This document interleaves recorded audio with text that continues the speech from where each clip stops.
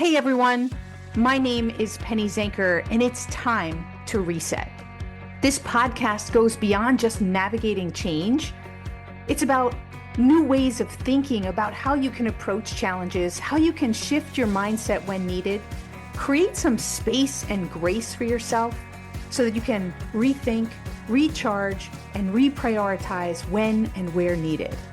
Are you ready to unlock your full potential? Thank you for hitting play and sharing this next episode with me. It's time to reset.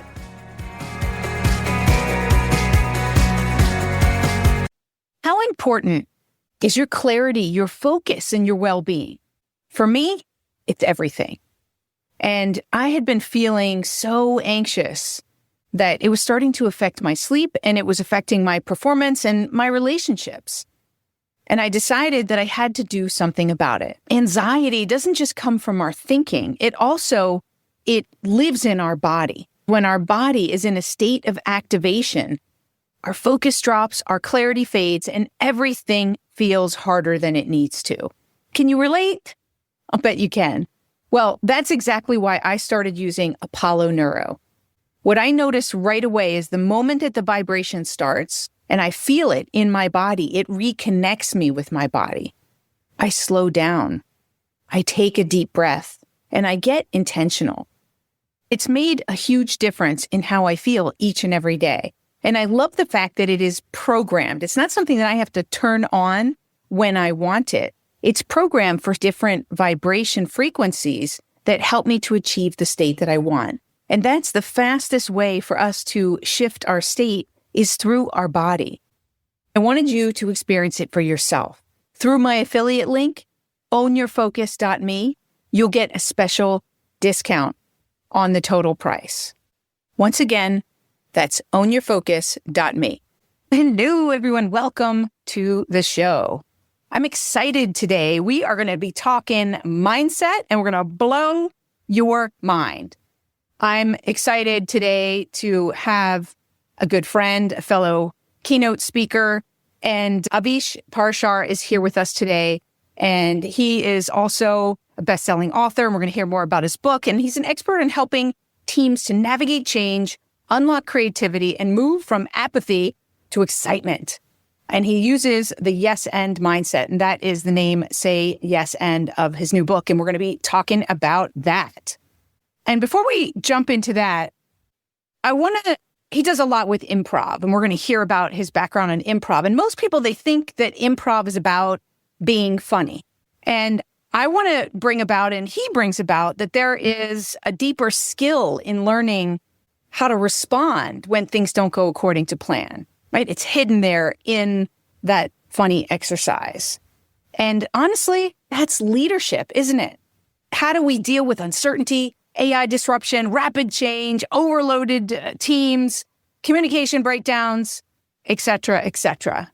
So the real competitive advantage today is about flexibility and adaptability. That's what I talk about as well in the Reset Mindset. And this really sets Avish up for today's call. Welcome to the show. Thank you very much, Penny. And what an awesome introduction. Thank you for that. Oh, of course. So we share the passion for mindset. I have done a little improv myself, but where did that come from? Before we go into sort of the deeper meaning and how we can apply it in leadership, why are you passionate about improv? You would think it was destined to be, and I always wanted to do improv, but it is not. I was dragged into improv, and the story's in the book, but I went to college, had no idea what improv was. I had done theater. I was like, I'm too busy in college. And my one friend was like, you should do improv. And of course, I immediately responded with, yeah, but that's not my thing. And literally, he had to nag me about this for months. And I'd never even seen a show. When I finally saw a show, I'm like, oh my God, that looks amazing. So they happen to have auditions the next week. I tried out and I fell in love. And really just started, as so many things in my life that I've done successfully, it was just fun at the beginning. And as I discovered, I had a knack for it. So after college, I'm like, let me keep doing it. I started a group, aspirations of turning into like the second city of Philadelphia. And that didn't happen, but because that was my goal, I started reading things on goal setting and leadership and marketing. And from that sprung out this, let me use this now as a tool to start teaching people, because I started to see the parallels between improv and business and leadership. So that's the quick answer, but it just started because I had a knack for it and it was a ton of fun and I didn't want to stop. So, I mean, like you said, the best successes and things that we sort of happenstance get involved in can be the best things in our lives, right? And then we make these interesting connections between the other areas of our lives. It's funny, I haven't quite developed this, but I have a whole point or a book or something inside of me that I want to do. I want to write something called Follow the Fun, because so much about goal setting is just like aspirational. Doesn't sound fun. Yeah, it's like disciplines and I'm going to lose this weight. I'm going to hit this sales number and this, and that's all great for some people. But as I said, looking back, everything I've done well, it all started because I was just following the thing that I thought was a ton of fun to do. And then from there, it grew and blossomed into bigger goals.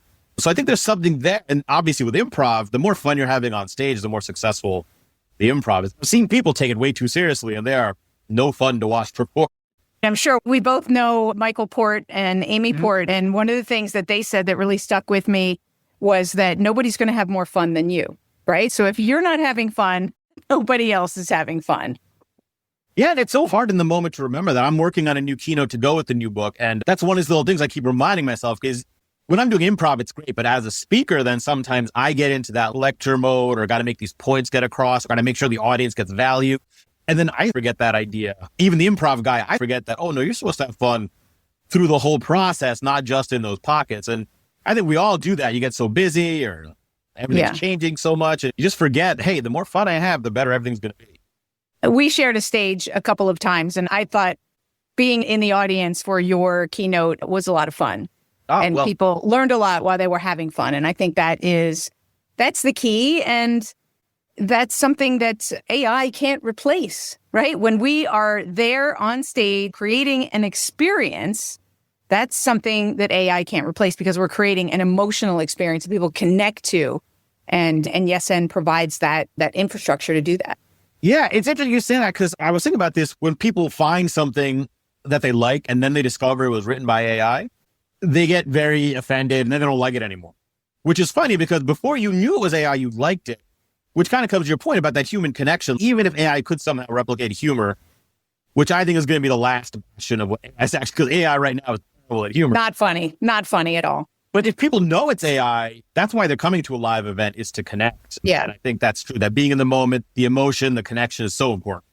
And people are highly skeptical. And I think this whole idea that they feel like they were duped, that they thought it was, I think if you told them up front that these are my ideas reflected through AI, they might respond differently. And that's a yes, but. So let's go in and talk about it. It's kind of a yes, but. Yes, I like AI, but not in this circumstance or in this context or the way that it was framed to me, not what I expected. Tell us the yes and yes, but element of things. Okay, so in improv, one of the first things you learn is this idea of yes, and the opposite of yes and. In improv is yes, but. And in improv, you learn when you say yes and to other people on stage, that's how you can build something out of nothing. It's how you can respond to all the crazy twists and turns an improv scene and game can take. And it's actually how you unlock your own inner creative genius. The problem is that most of us default to yes, but. So in an improv sense is if you and I were doing a scene together, you came in and said, oh, good morning, honey, I made you a cup of coffee. And I was like, yeah, but you're not my wife. You're my boss. What? Now, that'll get a quick laugh, but it immediately stops the scene. It cuts the energy, and it actually disrespects you because you came up with this. In improv, it's called an offer, and now I've cut it down. And in the real world, the same thing happens, whether we're introducing a change or a new piece of technology, or even just a leadership communication. You get an eager employee who comes to you with this idea. Oh, I think, what if we shifted our process and started doing these meetings on Monday instead of Friday? And if you're the boss, you're like, yeah, but let me stop you right there. You're new. And as the boss, you think you're offering wisdom and making it efficient. We don't need to talk about this for 20 minutes because it's not going to work anyway. And that may be true in the short term, but in the long term, you are cutting morale. Yeah, exactly. They're shrinking down. And this leads to where one of the premises of my book is, this is how you develop an apathetic workforce, because no one wants to hear yes, but all day. It destroys your morale. It destroys your enthusiasm. And this is when people just check out, realize that the bare minimum is all they want to do. And this is where quiet quitting comes from. I want to talk about that element of apathy that you talked about. And that really struck me in the first chapter of the book, because I think I've been saying that, and so many parallels in the way that you think and talk about things and how I think. And so I was really looking forward to this conversation. I wish we had half a day. Let's really get into it. But I was thinking for a while now that people talk about AI as the biggest threat. And I think the biggest threat is apathy, is that we have not just a workforce, but a population that is growing in apathy, right? Maybe I don't want to get involved politically because it's too hot, or, right? So we step back away from things because we don't want to rock the boat, or we don't feel that we have the competency, or for whatever reason, right? Or AI is going to answer it for us, so we don't need to think. So I can be apathetic even about thinking about things. And that's our biggest risk. And I'd like to hear your thoughts on that and how this philosophy can help us to break out of it, because we are deep in it. Yeah, I agree 100%. Because yes, but is the language of apathy, right? It's, I should take this action. Yeah, but it doesn't matter. Yeah, but what's the point? Yeah, but they're going to say no. And we think of it as a negative thing, and it has a negative result, but it's actually designed to protect yourself. You're being apathetic because of cognitive overload in this world where so much stimulation, your brain has to shut down, or you don't want to get hurt because if you speak up, you get criticized again. So it's done to protect. But the problem is that it creates this disengagement, right? Yes. Speakers, we all love the annual Gallup poll, right? And the latest one this year, the numbers are basically the same. It's 31% of the workforce is engaged, 51 is not, and 27 is actively disengaged. Disengagement is just like a polite corporate word for apathetic. It's like, you just don't care. You don't care. So it's an epidemic. 70% of the workforce is apathetic. And what's so funny though is, and I don't know if you encounter this as well as a change speaker, we think our job, or the client thinks our job, is to churn change resistance into change acceptance. Oh, people are resisting change. But what I realize is that not that many people are actively resisting it. There's not a lot of people arguing against it or railing against it. And those that are, it's actually a sign that they still care. People don't fight you if they don't care. Yeah, absolutely. And you have one or two squeaky wheels, and that's where all of our attention goes. Oh, this person's really angry, complaining about this. When you've got 80% of your workforce, 70% of your workforce who just doesn't care, and if you can engage them, number one, you're fixing the real problem. And number two, that's the greatest opportunity, because instead of just trying to deal with one negative person, you're getting 7 or 8 people on board. So I think it's just weird. I think apathy gets mistaken for compliance. If someone's resisting, they're a problem. But if someone's apathetic, you might think you're doing a great job as a leader because no one's complaining. Oh, no complaints. Everyone must love my new plan. No, they just don't care enough to say they don't like it. It's like the hidden sort of killer of organizational culture. Absolutely. Absolutely. I refer to that. I have something called stages of engagement, and you hit the nail on the head in that, is that if they're actively speaking up and pushing back, that's a good thing. They're actively engaging. They care, right? They're engaged. It's when they are quiet and they no longer engage that they have one foot out the door and something better comes along. Those negative resistor, yes, but people, they actually have a good use. There's a time and a place for criticism and analysis. So that person who's really good at poking holes and you can't stand because every time you come up with an idea, they tell you why it stinks. They're good. They just need to be brought into the process later. Not in the beginning when you need creativity and energy, but later when someone needs to pull the brake and say, wait, before we spend $100,000 on the project, let's analyze it a little deeper. So that resistor is actually useful. Like you said, it's all those other people that just don't care that need to be brought on board. Yeah. Yeah. I like how you said that there's different times for different, yes, and might be good when you're looking for different brainstorming opportunities and looking at all the things that are possible, getting people in that mindset. And like you said, there are times where you want to look for blind spots and challenge the status quo and things like that. And that could be through be through a but. And I guess it's like a fixed mindset in that context. The apathy and the yes, but is you just don't want to stay there, right? You need to have a process to move from one to the other. Yeah. And sometimes people think that, oh, you talk about yes and, what am I supposed to agree to everything? What if the other person's wrong? Or what if I disagree? You don't always agree. It's just, what's your default? Is your first thought to say yes and, let me be open-minded, let me explore, let me learn? Or is your first thought, yeah, but, and to criticize or to shut down and to stay in your comfort zone? And it is that simple. You can always say no or yes, but it's just don't do it first, because that hurts rapport, hurts morale, blocks possibility. Just start with the yes and mindset. And I think what you're saying is also don't take it literally. It's what's that question that you're asking? Where's your starting point, your energy in the beginning? Is it a tell me more and be curious? Or is it a I don't want to hear this. I don't care. Right. So it's also that, I think, if I'm correct. Yeah, 100%. And I even say it's not a literal technique. I've done this game on stage hundreds of times. And I used to bring up a volunteer. And I've done this before where the person is literally like, I'll have a conversation where I'll say, okay, first have the conversation where everything starts with yes, but. Then we'll redo the conversation where everything starts with yes, and. And you can feel the difference. Yes. Except when you have someone using the words yes, and, but saying yes, but. So let's go out for Chinese food for dinner. Yes, and I don't really like Chinese food. Like, all right, you're not getting, right, you're missing the point. But yeah, so it's not a literal technique. It's that mindset and that approach. Like you said, it's what are you starting with? Are you going with an open-minded approach to it? So tell us, our time is flying here. What's one of the things a tip that you want people to take away with them today? Gosh, that's like such a simple question. It's a big question because the book has like a step framework going on. But the first thing is to notice. So just pay attention to your response, right? The awareness. And I think that's part of the reset mindset too. It's like you have to actually pause and be aware. So many people just respond with yes, but, if not literally, automatically. So in the moment, if possible, if not, reflect and ask yourself, did I have a yes, but or a yes, and response?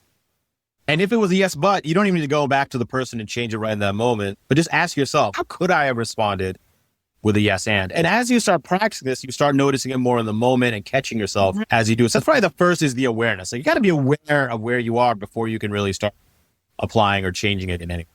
100%. What I say is that I invite people to become a professional noticer.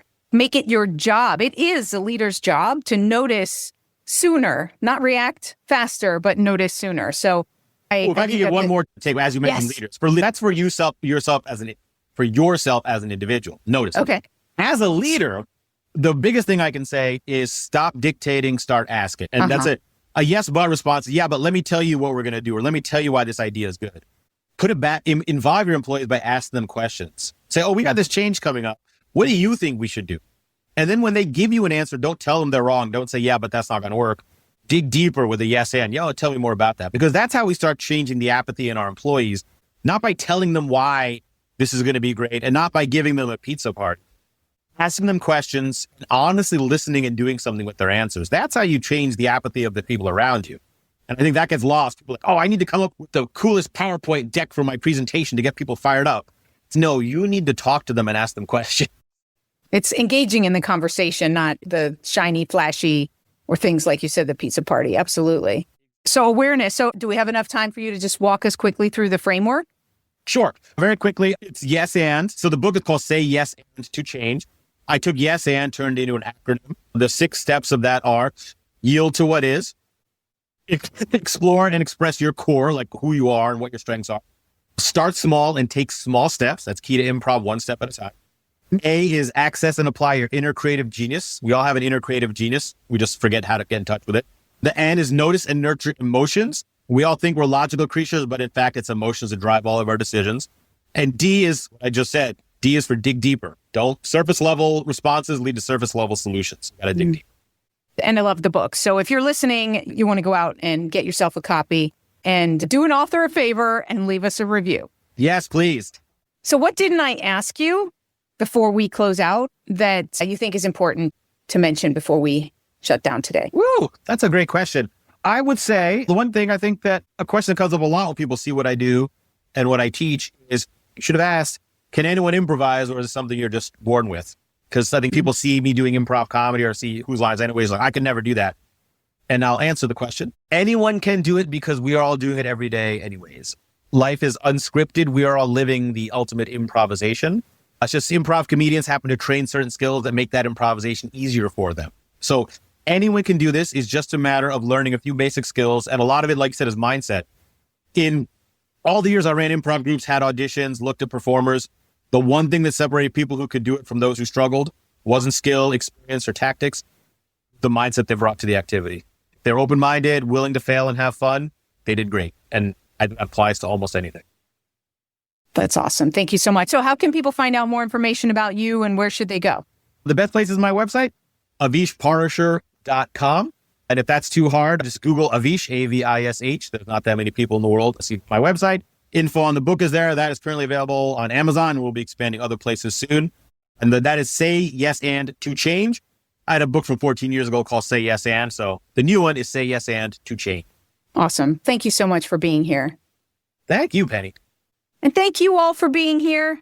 I'm so glad that you were here. This was fun. And I hope that you're seeing it also as really meaningful, because Avish just said something that was really important, is that life is happening real time. Leadership is happening real time, right? We are in the ultimate improv situation. So what if we played it more like a game and we had a little bit more fun with it, a little bit less intensity about things that are changing, because change isn't a project. Change is happening all the time. Plans change, conversations shift, appointments get moved, pressure rises. There's all sorts of things that are changing all the time, every day. And the question is, how can you show up with a little bit more flexibility, a little bit more presence, and a little bit more willingness to engage with the moment in whatever way works best? So thank you again for being here. This is Time to Reset, and I look forward to seeing you on the next episode. Hey, thank you for spending this time with me. It really means a lot. If you're feeling a little off, distracted, overwhelmed, stuck, or just out of sync, remember that's your signal to reset. And that's all it takes, just recognizing one reset moment at a time. So stay tuned for more tips, tools, tricks, stories, strategies, all here on Time to Reset. We'll see you in the next episode.